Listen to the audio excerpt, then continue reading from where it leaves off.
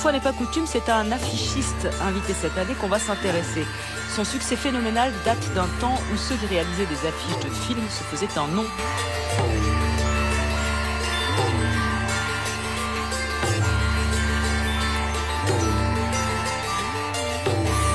Les années 80, avec tout ce que ça suppose de souvenirs, mais aussi de kitsch, et quand même, je me permets de le dire, une image des femmes bien réductrice à peu près à ce niveau-là.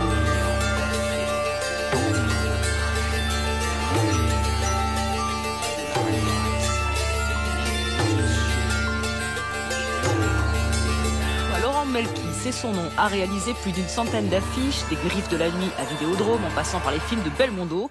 Son esthétique est reconnaissable entre toutes. Rencontre. L'amour des spectateurs, moi j'ai envie qu'un film fonctionne, coûte que coûte, même si il n'a pas eu le bon accessoiriste, les bons décors, les bons acteurs. Je vois, c'est tellement dur de faire un film. Moi à côté, moi je suis un touriste.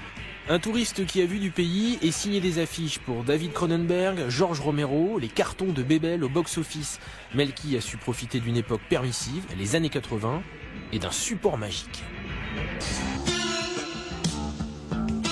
Les vidéoclubs poussent partout. Et pour donner envie en tête de gondole, il faut avant tout une bonne jaquette.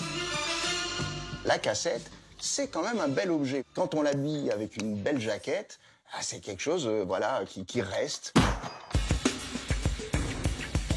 Depuis 40 ans, Laurent Melki dessine affiches et jaquettes de cassettes.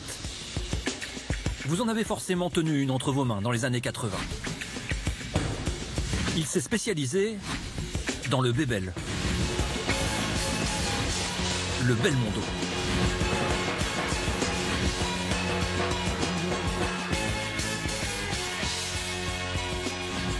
De l'émotion. Il faut que ça claque, il faut une affiche, ça doit aller en plein cœur, ça doit toucher, ça doit rester dans la tête.